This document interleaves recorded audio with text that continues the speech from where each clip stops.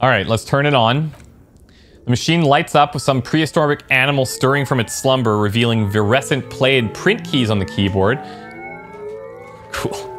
The hatch on the machine's central compartment is wide open. Let's look inside.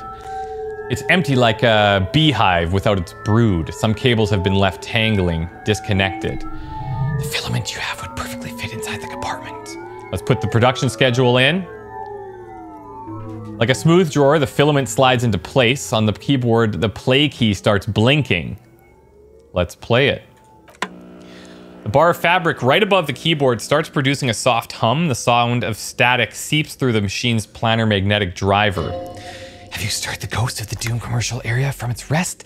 Could this be its dismembered heart beginning to flutter? No, Inland Empire. The static gets louder, slowly filling up the abandoned hall until a voice speaks out, crackling and old, cutting into the air. East Insulindian Repeater Station. Good evening, Fortress accident on Rue de Saint-Ghislain, and it's this East Insulindian Repeater Station 1. Please repeat, is this the production schedule? So, Fortress Accident, where is that here?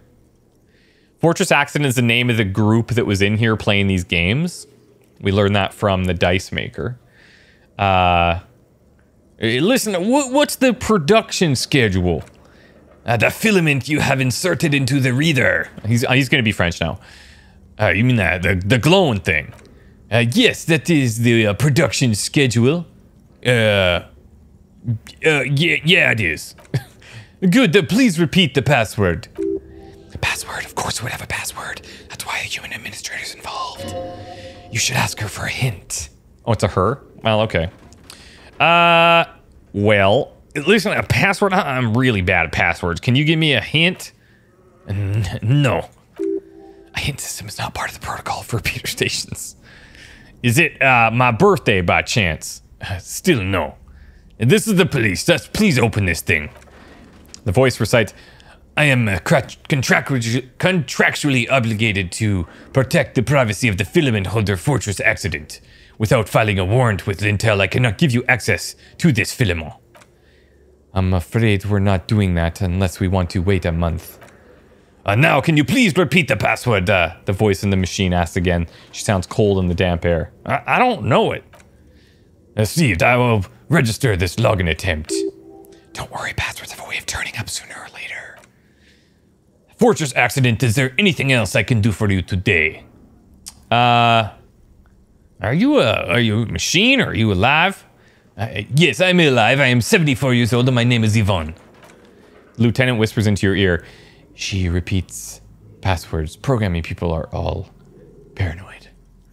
Yvonne, my partner tells me that you're here because radio computer guys are all paranoid. They're merely cautious, says the old lady. It's my job to protect this filament as a password repeater at the East Insulindian Station. Okay, but like, where are you from? How did you know where I am?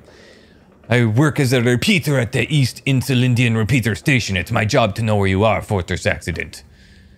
As for me, well, I am sitting in my cubicle surrounded by a wall of radios.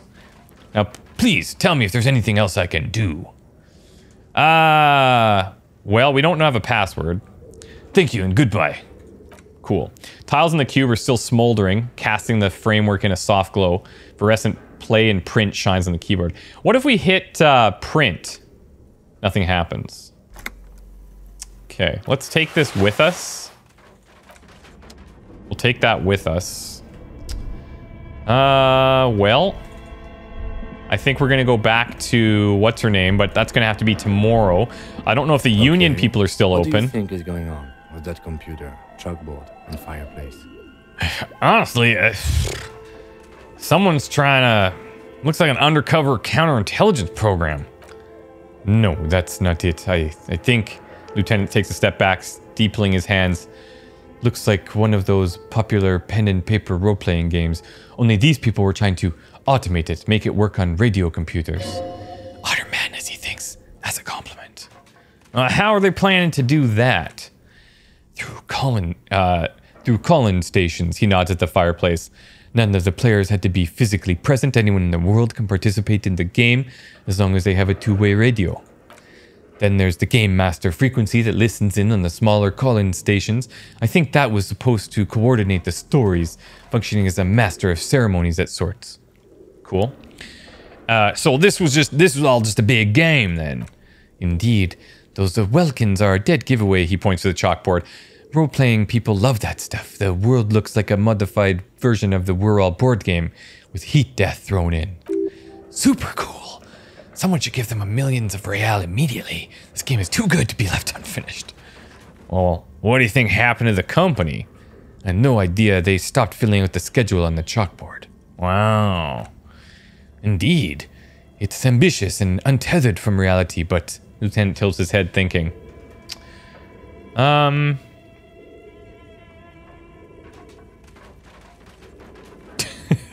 I mean, it's quite obvious, Kim. It's got to be the curse that got him. I see no other explanation. Yes, the doom of bad business practices. Lieutenant looks down around the derelict room. The pipes howl and a rat crosses the floor. Okay, he concludes. Let's keep moving. He's not buying it. He's not buying it. Okay, so is this our way out as well? Or is this only up? Yeah, see, this takes us back up here.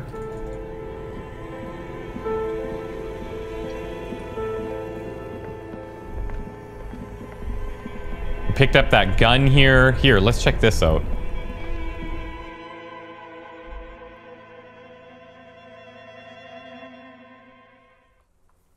Right, okay, this was the exit. So yeah, a bit strange in how it was laid out. But yeah, this is fine. This is all fine. Okay, so what are we gonna do next? We can go back into the whirling and regs and see what's up. Mail collection box. This post-Laventier mail collection box has been heavily vandalized with graffito. Closer inspection reveals 2 bullet holes. Oh, good little delivery mailbox.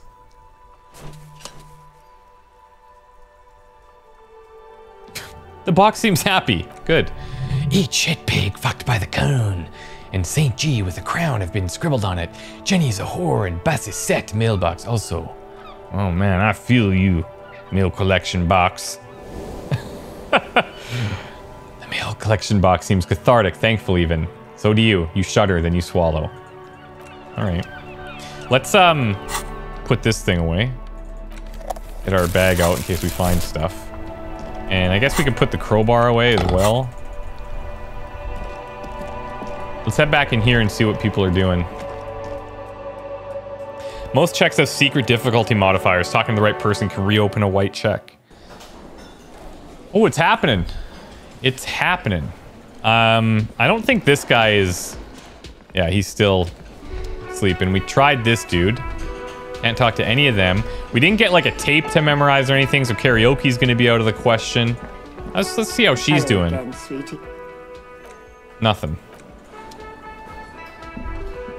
Anybody else to talk to? Ooh, what's this guy got going on here?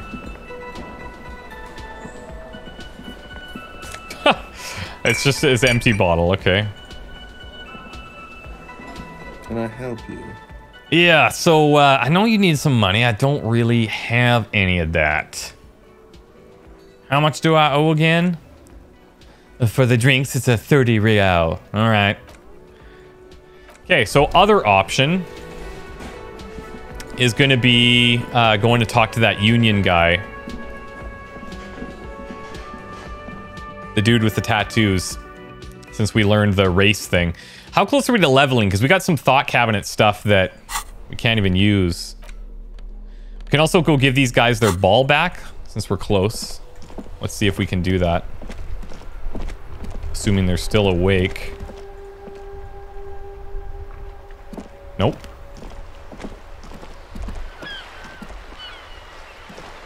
Did we not check this when we were here? I remember seeing it.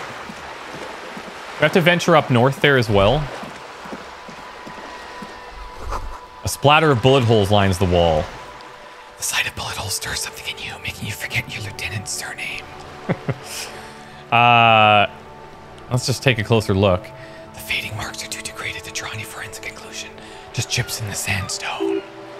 They look pretty ancient. Hey, Kim, look, there's bullet holes here. Where? He looks around. Someone's been shot. We're cops. We gotta solve this. There, he looks to the wall. Those are old. Oh, you mean like these are like from the Revolution? Yes, the one that happened half a century ago, he blinks. Those bullets were fired during a revolution and do not warrant an investigation. Okay, well, fine then. Hey, yo. Should focus on present crimes from the present century. Right. Okay, so we can unlock one of these. Let's do it. So some kind of superstar. It's going to hurt our logic for a bit. We've got the indirect modes of taxation. Temporary drop to empathy. These two are more specific to us. And we picked these up when we had our little flashback there. This one's 5 hours long. This one's 6 hours long. Temporary minus to authority and hand-eye. Minus authority because the little guy gets further and further away. See yourself from above, passed on in blue tiles. White morning. You see yourself from above, you're passed out on blue tiles of the hostel room floor. Even from this distance, you can see your eyelids flutter. At the mention of what? A great white object, letting out its sweet smell like a lily of the valley. The little man's forgotten its name, but he still remembers the feeling. And look, he moves! The feeling animates him. He instinctively reaches for the feeling's best friend, a bottle of Commodore Red. He puts on his disco clothes and gets smaller and smaller. This is like our thoughts looking back at us, I guess. Or the bow collector. Sparks fall like snow from the bow collector of streetcar number 42, slowly down the slope from Voyager Road and then east on B206 across the river to where there was no closed factories or ruins to study at the academy. Electrical cables are run overhead and the bow collector draws across them like a musical instrument, a flash. She's standing at the rear window holding onto the rail in a spring coat waving at you. So this has got to be about the ex-wife then, right? Let's do this one. Our authority already kind of sucks, so that's fine. Yeah, okay, cool. And if we get a chance to do those other ones, we definitely will. Let's just go north here for a second and see what's above us. Oh, what have we here? You mean a bridge? A bridge with loose nails and rot-infested wood that creaks in the wind. Construction code violation if I ever saw one. Hey, Kim, it looks like we've got ourselves a construction code violation. Lieutenant looks around. True, they never cleaned up the war damage. The rest of Revachol looks better, though. But, Lieutenant, think about the splinters. The bridge is fine enough. Locals use it all the time, after all. It's nothing to worry about. Shall we? Whatever, Kim. Just trying to make some cash. We should think about calling it a day, maybe. Is that right? It's still miserably cold this time of year. Wow, I haven't paid the cafeteria manager for damages yet. Well, you should take care of that then. But I don't have any money, Kim. Let's talk to him anyways. An officer of the RCM shouldn't be sleeping in the streets. We'll figure something out. All right. Pay for damages, try negotiating. We negotiated him down already. Man, we got a whole other section up here. Lonely Cormorant surveys the sea, indifferent to your approach. Whoa, whoa, whoa, whoa, whoa. Backyard wall. This is a wall on the side of an apartment building. Conceptualization. Why am I looking at this wall? Hold on. Don't we have something about conceptualization? Some clothes? Aha. Why am I looking at this wall? Better. Dimmer. In the dimming light, some things become clearer. Hold on. Maybe we can even do one better. If we go flashlight? Potentially? Nope. 28% though. Why are we looking at this? You have no clue, it's just a wall. So many walls all over Martinez, weatherworn, cracked, and their paint peeling. Thanks. Thanks. Oh, look, we're back here behind with her. That's excellent. Hello. When we tried talking over the fence, it didn't do anything. Come to slit my throat in my sleep. Don't tempt me. Logic error, she's not sleepy right now. Pigs come to take me out. Trying to snuff me out.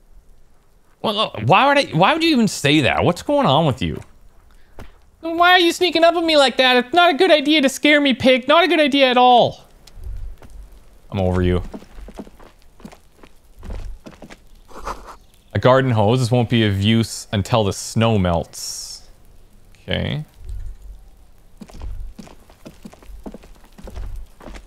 Chairs and tables eaten by rain and rot. You can see the body from back here. Ooh, orange bum hat. Reaction speed, but less rhetoric. I think we could afford that. Plus, it's going to look cool. Reaction speed. That's actually come up a few times. Holy smokes. We look horrible. Just a closed door, but you look at it suspiciously. We can go in there. Half full of rainwater. Another splattering of bullet holes on this wall. Can we get up here and talk to whoever this is? Must be another way in. Huh. Balcony with a view to the yard and the hanging. Yeah, exactly. That smoker up there could be a witness. We gotta talk to him. Oh, was that giving me something? Hold on.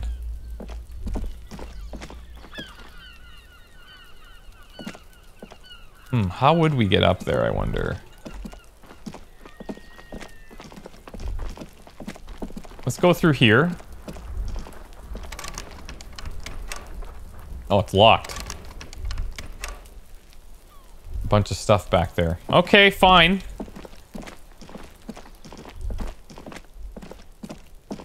We go around this way, maybe we have access to that building.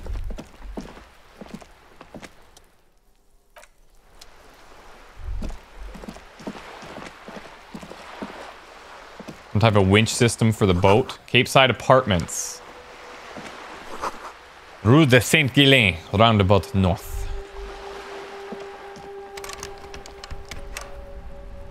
Also locked. Now, okay, hold on a second.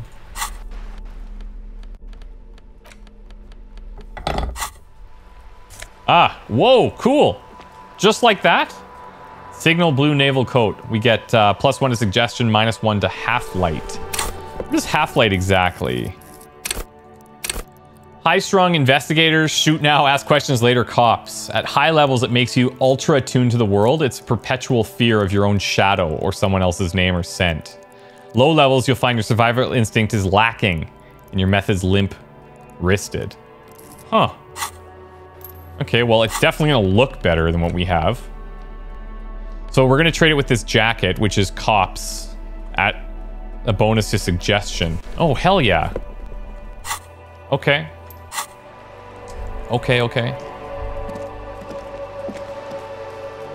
There's a girl up there. Did she spill the paint? You can see it all the way running down here. Inside the frame of a motorcycle in repair, and the tools used to disassemble it.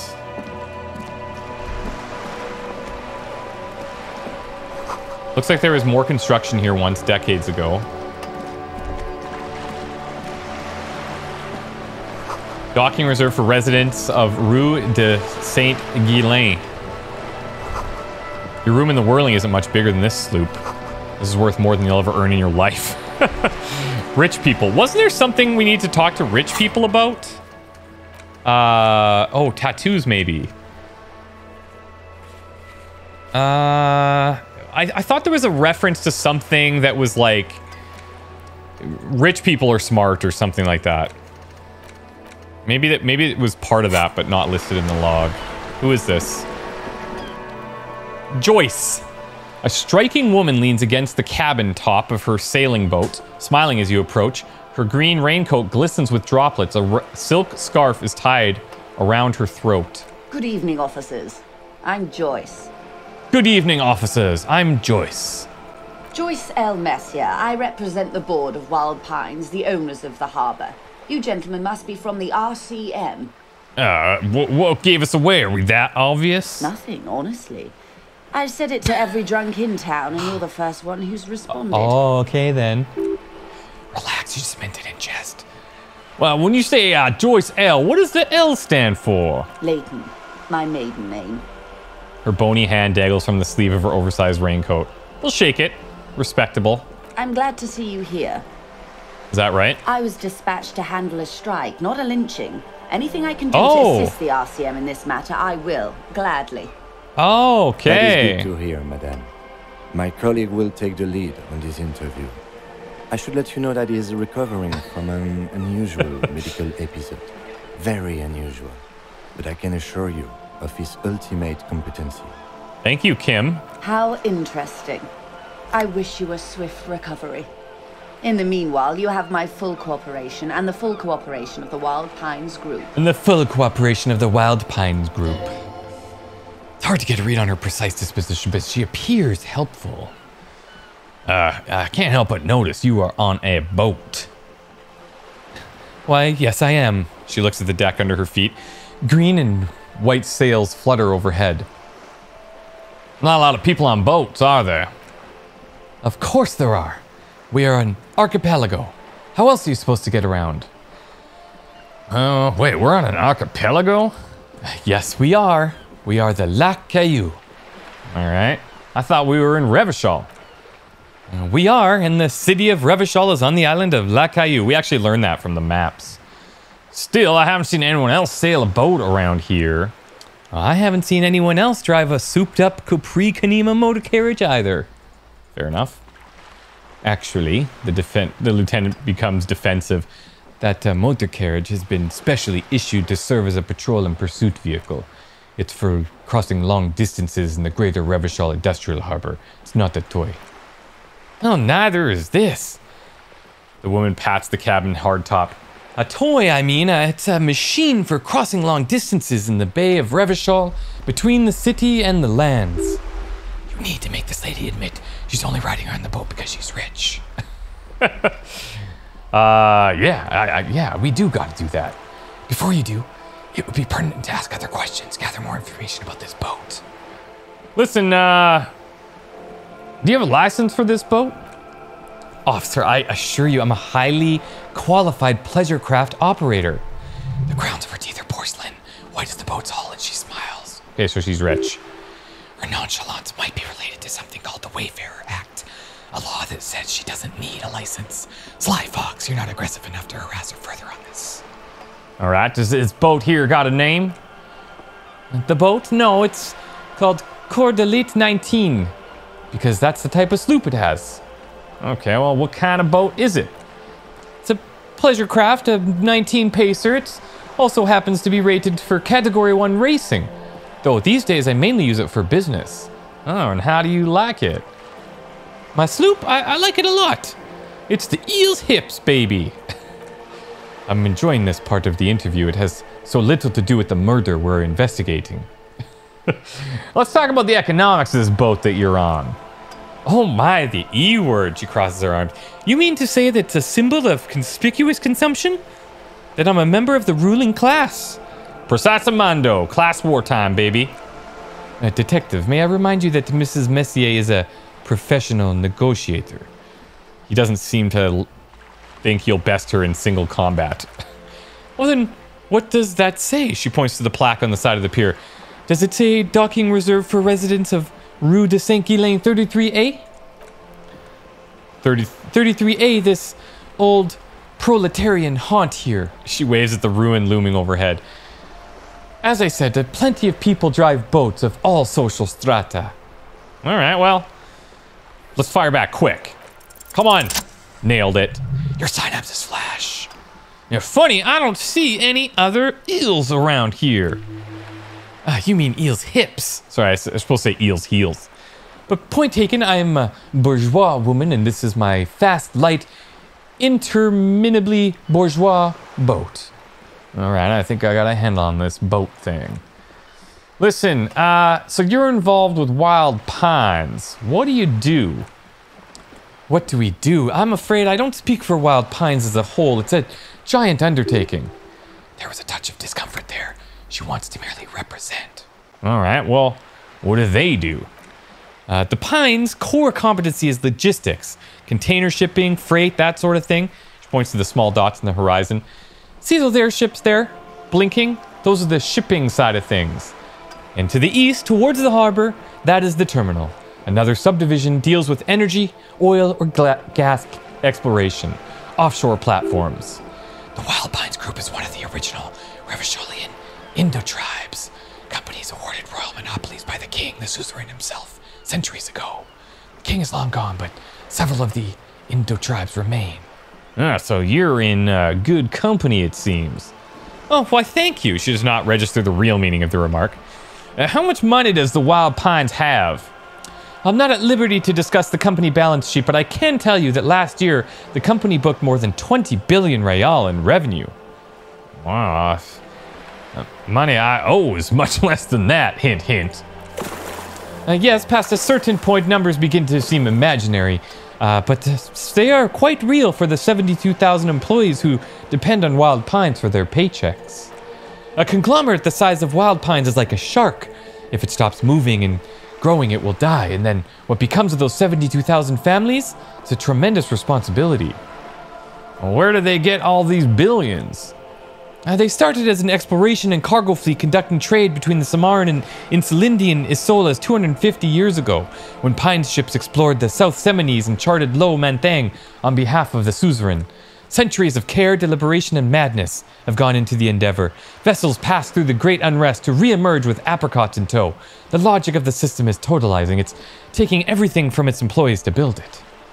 Well, it's, what does it take? Why does such a huge system want with a place like this? Oh, you mean aside from being the terminal's legal owners? She gives you a little smile. Who are responsible for moving 8% of the world's cargo? Wow, 8% of all cargo in the world? That's quite the endeavor indeed. Thought game, the 15th Indo tribe. Oh, she nods forcefully. There are no minor cogs in the system. Each terminal must be accounted for, lest the entire system break. Every hiccup in such a system means thousands lose their jobs. The world's over. Or the world over.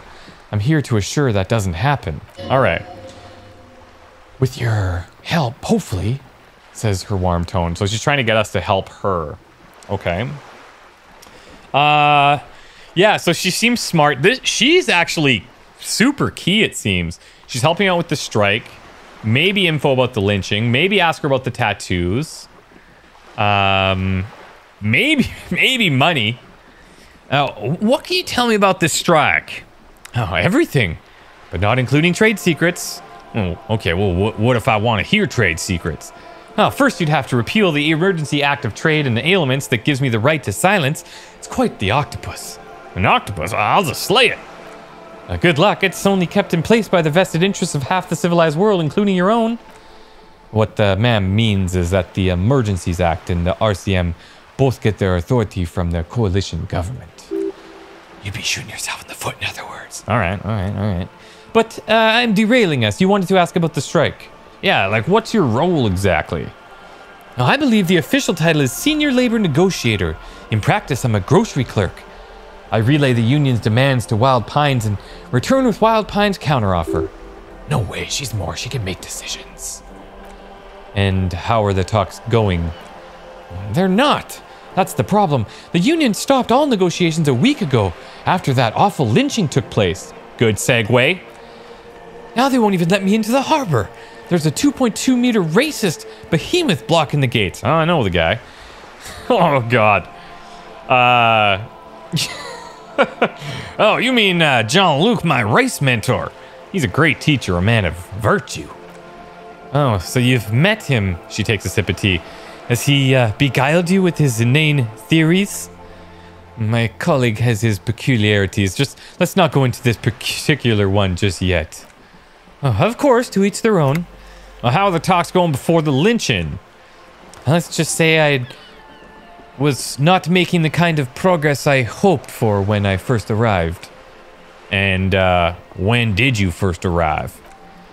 I arrived 3 weeks ago, she thinks. Yes, in the middle of February. The bay was still partially frozen then. I prefer to do these things on site, like the RCM. Looks in his notes. Yeah, but the strike began in December. I wasn't the original negotiator. I took over after Mr. Gaumont hit a wall with Mr. Clare, the union boss. Mr. Clare refused to speak with Gaumont, despite concessions he'd granted the union in prior negotiations. This isn't the first time the union has gone on strike.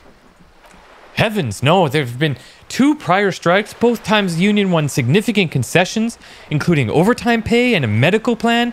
This time their demands are more, I guess you could say, aggressive. Ludicrous, even, it's meant. Well, okay, what happened to this Gaumont, the previous guy? Oh, Mr. Clare told him, how did he put it? She pauses to compose herself. Fuck off, midget.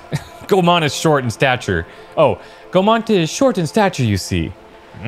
Not cool. Keep in mind, this is negotiator Mr. Clare has worked with before, who was more than fair with him and the union. Well, what are their demands exactly? Well, there are leaflets everywhere and banners. What did they say again? Oh, yes. Every worker a board of the board. A member of the board. Most of the workers probably don't know what that means. Seems like they have no idea about business. Well, in its defense, another said, demand democracy. Pretty tame stuff compared to every worker, a member of the board. Well, what does it even mean?